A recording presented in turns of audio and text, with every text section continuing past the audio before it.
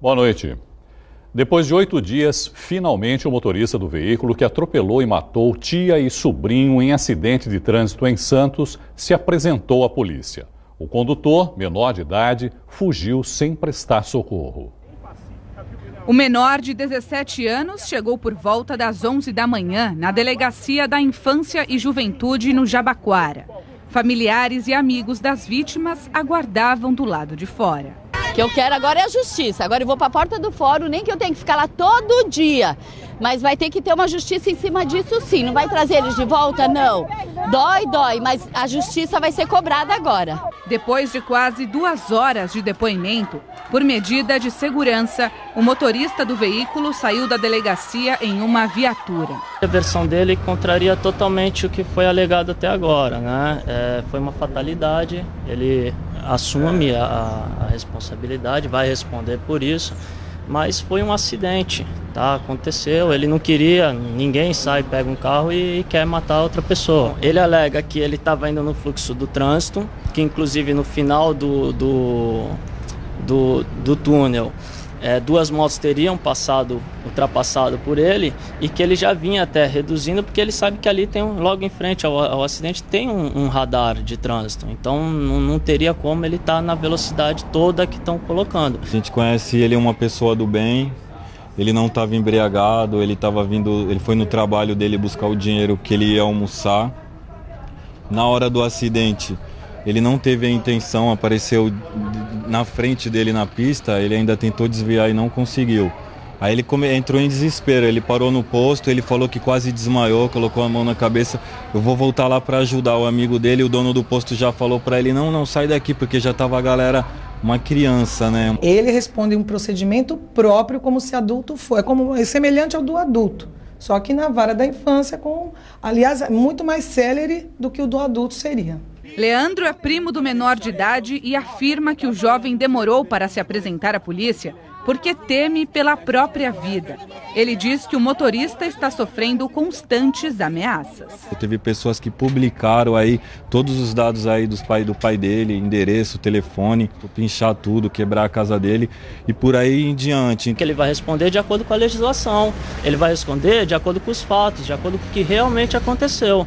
Não com o que está todo mundo querendo correr atrás, linchar, bater, isso não, né? Nós vivemos num Estado democrático de direito, isso tem que ser respeitado. O caso foi encaminhado para a Vara da Infância e Juventude e até a decisão do juiz, o motorista do veículo vai responder em liberdade. Não fugiu com o carro, ele andou um pouquinho, deixou o carro ali identificado, ficou na frente da Santa Casa. E ele tinha falado pro amigo dele, vai lá e liga, socorre. O amigo dele ligou 3 vezes pro SAMU, 2 vezes não atenderam, na 3ª vez atenderam, falaram que já estava a caminho. E aí ele depois, quando ele estava na Santa Casa, ele ligou de novo pro amigo dele, e aí, vou voltar, como que tá aí? Aí ele falou, melhor a gente ir embora, já tem muita gente, tá mó tumulto, então vem pra cá. E o amigo dele foi até... Ele pegaram um táxi, aí ele falou que a única coisa que ele fez foi ir para casa e começou a chorar, ficou chorando. Agora sim, no final, que tomamos conhecimento que o pai possa padecer de Alzheimer. Até que ponto o pai participa na entrega das chaves, na entrega de um veículo automotor a pessoa não habilitada. Então, existe toda essa continuidade do procedimento que ainda precisa ser verificado. O acidente aconteceu no dia 31 de outubro. A estudante Isabel Cristina Siqueira, de 18 anos, e o sobrinho Enzo Henrique, de 2, estavam no canteiro central próximo ao túnel no bairro Jabaquara, quando foram atingidos por este veículo, que, segundo testemunhas, estava em alta velocidade. A tia do menino foi levada à Santa Casa de Santos, passou por cirurgia e chegou a ficar internada na UTI, mas não resistiu. A criança morreu no local. Estas imagens, gravadas minutos depois, são do circuito de monitoramento de um posto de combustíveis que fica na mesma avenida. O motorista sai do automóvel junto com um passageiro também nervoso. No dia seguinte, um protesto interrompeu o trânsito nos 2 sentidos. Manifestantes colocaram fogo em pneus e bloquearam uma das pistas com um caminhão. No último domingo, mais repercussão. Amigos e familiares das vítimas realizaram uma manifestação pacífica, cobrando justiça e mais segurança no trânsito. ele aprendeu a dirigir como milhares de pessoas, acaba pegando o carro às vezes com auxílio de algum familiar, isso é normal, acontece. Tá? Eu aprendi a dirigir assim também. E posteriormente ele acabou pegando o veículo para levar o carro para casa e acabou acontecendo essa tragédia. Vamos esperar a justiça, né? Que tem que ser feita. Se Deus quiser, vai ser feita. Para falar sobre esse trágico acidente, eu converso agora com o advogado criminalista Marcelo Cruz. Então, Marcelo, boa noite, obrigado, viu, por participar. São muitos pontos ainda que precisam ser melhor esclarecidos em relação a tudo isso que aconteceu, não é, doutor Marcelo? Mas, a princípio, eu queria perguntar o seguinte: por que ele pôde se apresentar só agora, depois de 8 dias, voluntariamente, que foi como aconteceu no caso dele agora, desse rapaz? Boa noite a todos. É sempre um prazer estar aqui participando com vocês. Provavelmente deveria estar consultando uma defesa técnica, obviamente, né? É um baque que acontece, ninguém espera que aconteça isso na sua vida, porque não é um crime que nós chamamos doloso. O crime doloso é quando você já tem a premeditação de cometer determinada infração. A modalidade culposa é aquela que realmente você não tem a previsão, você não tem a intenção de cometer aquele ato. Então, obviamente, após o acidente, o menor infrator deve ter se reunido com a família, os familiares, ter consultado uma defesa técnica, e isso demandou talvez algum tempo. Nada relacionado a esse tempo de, preciso aguardar 8 dias para me apresentar, para fugir de estado flagrancial, porque o ato já estava fora do que nós chamamos desse estado flagrancial já no dia seguinte. Porque ele já tinha sido identificado, quer dizer, já se sabia quem era o autor nesse caso, que era esse menino. Eu acho até que ele se apresentou tardiamente, né? Poderia ter se apresentado antes, no caso. Com toda certeza. Mas isso não acarreta em nada a mais para ele, no caso? Não. A legislação não tem nenhuma previsão legal que possa prejudicá-lo ou atenuar nesse caso. Ele é emancipado, né, o menor. O que pode ser atribuído de responsabilidade nesse caso a ele? Nós temos aí 2 aspectos a ser tratados: a responsabilidade civil e a responsabilidade penal. No direito brasileiro, nós, em relação à responsabilidade civil, nós temos o que nós chamamos de responsabilidade objetiva. Ou seja, além do próprio condutor, aqueles que forem responsáveis pelo veículo também poderão responder. Obviamente, no caso aqui em comento, me parece que o veículo estava em nome de terceira pessoa. Esse já não, vai ter que comprovar a venda para outro. Tinha recém-adquirido, né, o veículo que estava com a documentação ainda no nome do proprietário anterior. Perfeitamente. Então, neste caso especificamente, ele já emancipado civilmente poderá responder pelos danos causados. No âmbito penal, não existe essa emancipação criminal. Ou seja, muito embora ele emancipado civilmente, não tem reflexo na maioridade penal dele. Por isso ele responde na vara da infância e da juventude? Da juventude, perfeitamente. Nós temos uma vara específica aqui em Santos, da vara da infância e da juventude, o qual realmente o processo tramitará, mas não tem reflexo no âmbito penal a emancipação civil dele. Agora, juridicamente, para a gente tentar entender isso, e até por isso que o senhor colocou agora, o que pode ser imputado a ele, por exemplo, de pena? Ele responde pelo Código de Processo aí, civil, no caso, ou pelo ECA? Ele responde pelo ECA. Pelo ECA? Responde pelo ECA. Mesmo sendo emancipado, ele responde pelo ECA? Responde pelo ECA, justamente porque não tem reflexo na esfera penal. O ECA é uma legislação de 1990, né, totalmente ineficaz, porque tendo em vista os números de menores infratores que nós temos, os números por si só já dizem o reflexo positivo ou negativo desta lei de 1990. Pelo ECA, então, a punição que ele vai receber no máximo é de 3 anos? Perfeitamente. Punição máxima prevista no ECA é a internação. Sim. E tempo máximo de internação, 3 anos. Ou seja, ponto importante também, parece-me que ele vai completar 18 anos ainda esse ano, mas mesmo em caso de punição, ele pode cumprir essa pena até os 21 anos. Bom, o fato dele ser emancipado, como a gente viu ali também na matéria, por exemplo, ele não tem habilitação. Não tem. Porque essa emancipação não dá esse direito a ele. A permissão não existe. Não existe. O automóvel está no nome de um terceiro, nesse caso. E o pai pode responder como corresponsável de alguma maneira nesse caso, doutor Marcelo? O Código de Trânsito Brasileiro prevê uma infração específica àquele que entrega veículo automotor à pessoa não habilitada.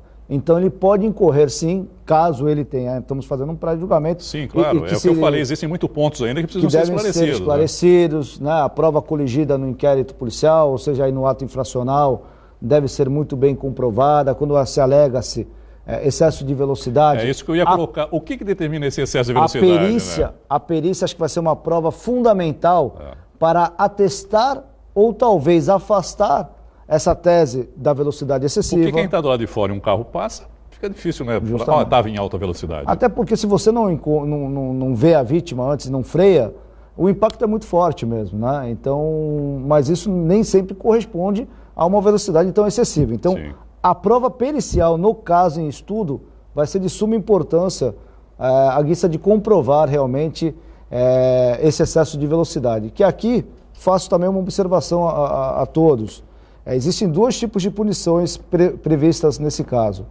A do homicídio culposo na condução de veículo automotor, cuja pena é baixa, e do homicídio doloso, ou seja, na modalidade do dolo eventual. O que é o dolo eventual? Quando eu não quero o resultado, mas com a minha conduta eu assumo o risco de produzir aquele resultado.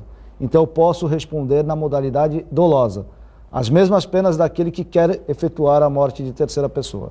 Ele responde na vara da infância e da juventude, como o senhor já colocou. Mas isso chega a júri popular, no caso? Se ele fosse maior de idade e prevalecesse o dolo eventual, né, esse homicídio doloso, o juiz natural seria o júri popular. Como se trata de menor infrator, não chega a júri popular. Não chega ao júri popular. O juiz da vara da infância e da juventude que determinará. O primo fala ali na matéria a respeito da omissão de socorro. Quer dizer, pelas imagens do dia do acidente, quer dizer, ele abandonou o local, não deu socorro naquele momento, mas agora o primo alega que depois ligou para o SAMU, tentou. Isso descaracteriza essa omissão de socorro ou não? A legislação de trânsito, né, o CTB, ele prevê o seguinte, que você deve ajudar, vírgula, havendo possibilidade de fazê-lo. Porque hoje é muito natural também, é muito comum acontecer, se você atropela bate seu carro num motociclista em São Paulo. Vem aquele formigueiro de motociclistas e para resguardar, né, a sua integridade física, muitas vezes você não consegue ficar naquele local, obviamente. Mas se você tiver um celular, você puder parar e pedir em determinado local que alguém auxilie, olha, atingir ali uma vítima, acho que ela precisa ser socorrida. Precisa de ajuda, socorro. Então, a omissão de socorro é dever, vírgula, havendo possibilidade de fazê-lo. Aqui, que tipo de processo ele vai responder? Quais as acusações ele vai responder nesse caso, doutor Marcelo? Nesse caso, a omissão, ao homicídio, seja ele culposo na condução de veículo automotor, seja ele doloso na modalidade do dolo eventual. Esta é uma orientação, inclusive, que eu gostaria de registrar, da Suprema Corte. É verdade. O Supremo Tribunal Federal vem orientando que em alguns casos, né, de acidentes dessa natureza, havendo comprovação de embriaguez ou velocidade excessiva, deve ser tipificado o homicídio doloso na modalidade do dolo eventual. Mas não havendo esta comprovação, por mais que haja realmente todo um clamor público em volta da situação, a tipificação passa para o homicídio culposo. Marcelo, não tinha a intenção de matar no dolo eventual, mas correu o risco sabendo que podia causar a morte. Né, dependendo da velocidade que estivesse, sim. E aí a perícia vai ser fundamental para isso. Como deve ser conduzido o trabalho de acusação e defesa nesse caso, doutor Marcelo? Nós temos aqui em Santos, Santos é uma cidade muito bem preparada para isso. Nós vimos aí nas imagens da matéria aí, passada, nós temos uma delegacia especializada, que é a delegacia também, a de Ju, é especializada somente em menores infratores. E nós temos também uma vara criminal específica, ou seja, também só que se trata de menores infratores, com o Ministério Público altamente preparado para esse tipo de ação e o magistrado aqui da região, diga-se de passagem, que merece também a nossa referência. Ele responde em liberdade, né, o menor agora? Ou não, pode ser requerida a internação dele, né? Pode ser já requerida? Aí o processo tem que encerrar em 45 dias, nesse caso. Caso ele responda em liberdade, quais as restrições que ele sofre? Mesmo estando respondendo em liberdade? Ele pode sofrer a determinada também liberdade assistida, ou seja, o comparecimento periódico para comprovar as atividades que vem exercendo. Sim. E aí vai depender muito do magistrado o que vai determinar. Mas pode também ser requerida a internação ou não, de acordo com a necessidade do caso. No caso ali, o passageiro pode sofrer algum tipo de punição também? Na omissão talvez, porque ele tinha o dever também de parar e socorrer, né? Mas dentro dessa possibilidade de fazer. Né? Entendi. Então, Marcelo, muito obrigado, viu, pela entrevista. É sempre um prazer, espero ter colaborado de alguma forma. Com certeza. Boa noite e obrigado. No próximo bloco, incêndio em apartamento do Marapé, em Santos. Caderno Regional, volta em instantes.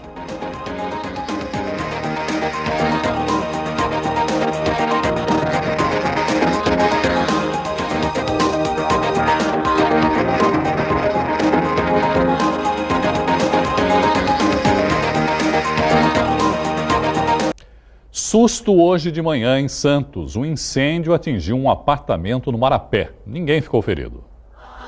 Essas imagens mostram o tamanho das labaredas do lado de fora da janela do quarto onde o fogo começou.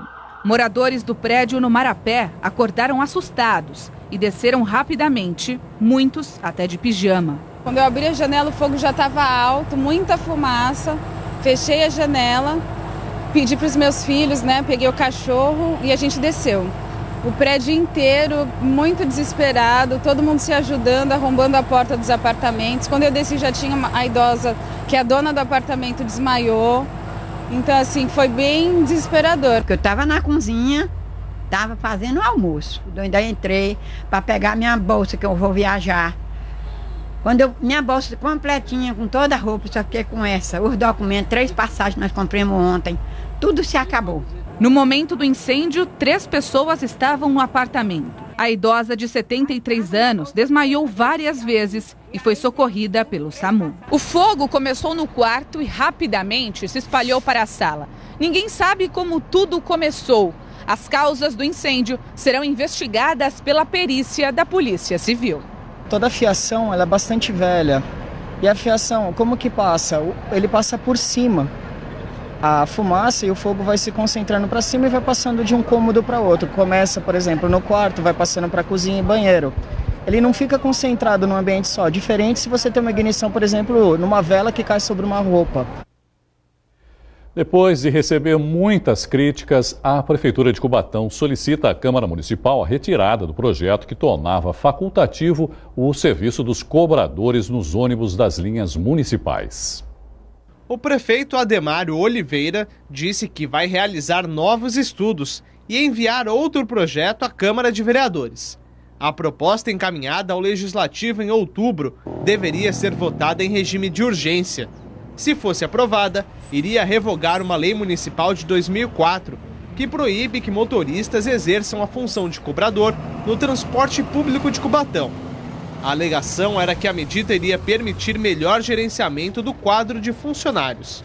Atualmente, 115 profissionais atuam nas 15 linhas de ônibus da empresa, que faz o serviço na cidade. O presidente Michel Temer disse hoje que é possível reduzir ainda mais a proposta original da reforma da Previdência. No Brasil em um Minuto, você confere esta e outras notícias. A nova proposta de reforma da Previdência vai manter a idade mínima, regra de transição até 2037 e equiparação entre os regimes dos servidores públicos e de trabalhadores de empresas privadas. O assunto foi discutido durante encontro entre o presidente Temer, ministros e líderes da base aliada. Marcelo Odebrecht, delator da Operação Lava Jato, disse ao juiz federal Sérgio Moro que autorizou o pagamento de propina ao ex-presidente do Banco do Brasil e da Petrobras, Aldemir Bendini. Odebrecht foi interrogado no processo em que ele e Bendini são réus. Foi publicada no Diário Oficial da União a sanção ao projeto que altera a Lei Maria da Penha, criada para aumentar o rigor nas punições de crimes domésticos. O presidente Michel Temer vetou o projeto que permitia a delegados definir e aplicar medidas protetivas de urgência para as vítimas, o que atualmente só pode ser feito pelo juiz.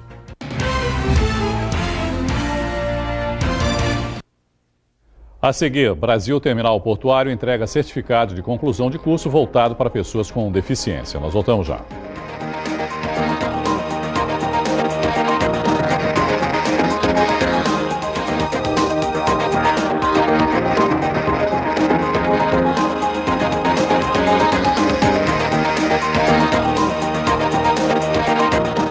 Futebol. O Santos está mais longe da briga pelo título do Brasileirão. Ontem o Peixe perdeu para o Vasco em casa e caiu para o 3º lugar. Agora faltam 5 rodadas para o fim do campeonato e o time está a 9 pontos do líder Corinthians. Na Vila Belmiro, o Santos saiu na frente aos 19 minutos da segunda etapa. Lucas Lima lançou o Ricardo Oliveira, que bateu na saída do goleiro. O Vasco empatou aos 39 minutos em um chute de fora da área de Evander.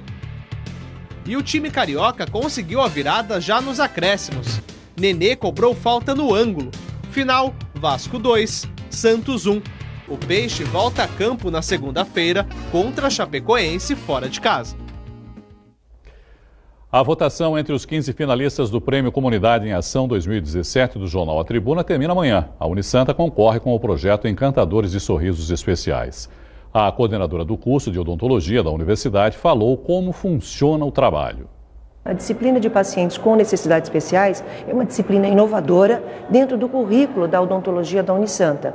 E os professores, docentes dessa disciplina, nós resolvemos de uma forma diferente incorporar a parte lúdica dentro da disciplina. Então o paciente não vem na clínica da Odonto Unisanta só para ser atendido na parte odontológica. Ele vem para ver os personagens e geralmente são os personagens que eles gostam. Vem o Mickey, a Minnie, vem Capitão América, agora a nossa próxima clínica vai vir Papai Noel, Mamãe Noel. Então eles vêm, primeiro eles fazem o atendimento odontológico e depois vai chegar o Papai Noel e a Mamãe Noel, vão entregar um mimo, geralmente esse mimo é um kit de higiene dental, que nós temos sempre com os nossos parceiros, e as crianças mudaram a forma do atendimento.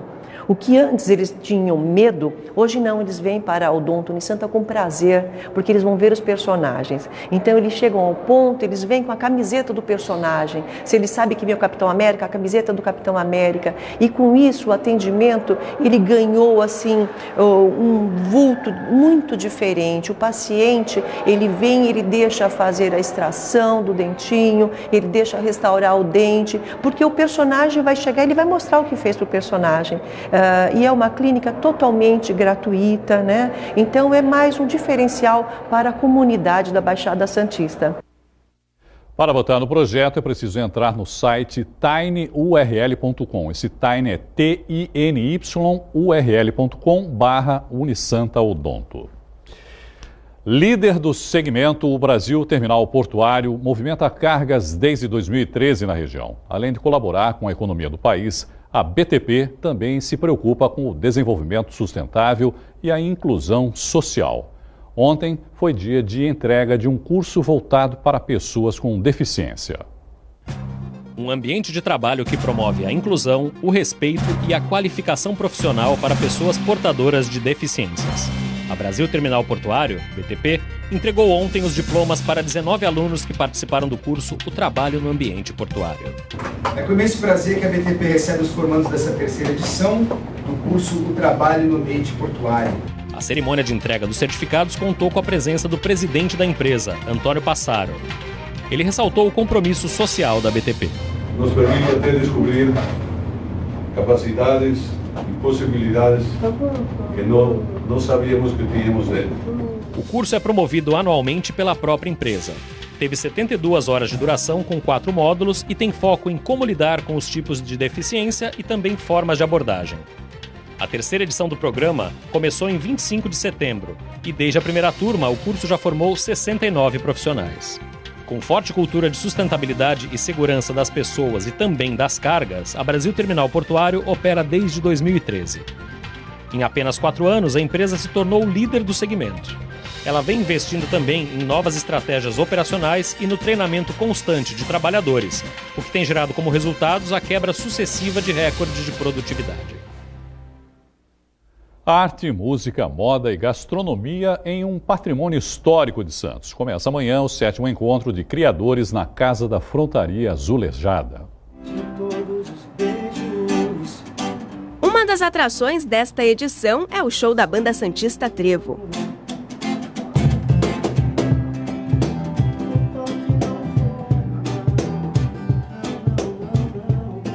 A banda que existe há 4 anos, se apresenta no primeiro dia de evento, nesta sexta-feira, a partir das 10 da noite.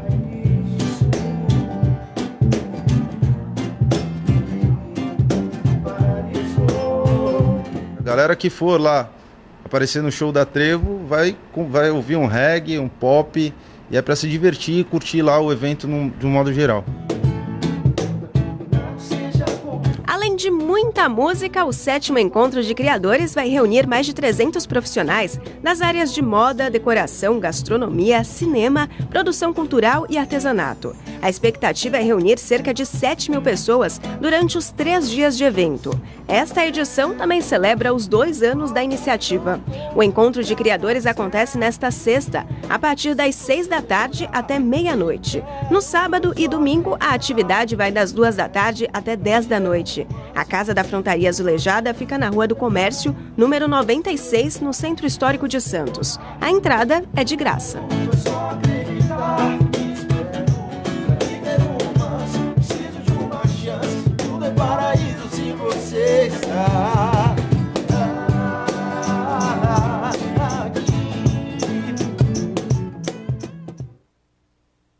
A edição de hoje termina aqui no youtube.com/santaportal. Você pode rever todas as matérias do programa. Boa noite para você e até amanhã.